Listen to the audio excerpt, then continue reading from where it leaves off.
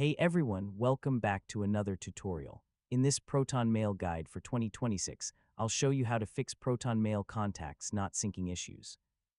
Whether your contacts aren't updating across devices, newly added contacts aren't appearing, or synchronization has stopped working completely. There are several troubleshooting steps you can take to resolve the problem. So let's get started. First, check your internet connection. Contact synchronization requires a stable connection between your device and Proton Mail servers. If your connection is weak or unstable, syncing may be delayed or fail entirely. Next, refresh your Proton Mail account and give the service a few moments to sync. Sometimes synchronization can take a little time, especially after importing or editing a large number of contacts.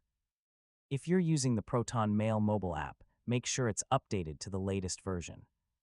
Older app versions can occasionally experience synchronization bugs that have already been fixed in newer releases. You should also verify that your device's operating system is up to date.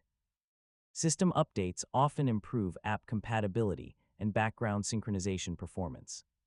For mobile users, check whether Proton Mail has permission to access contacts if contact integration features are enabled. Missing permissions can prevent proper synchronization between the app and your device. Another useful step is to sign out of your Proton Mail account and then sign back in.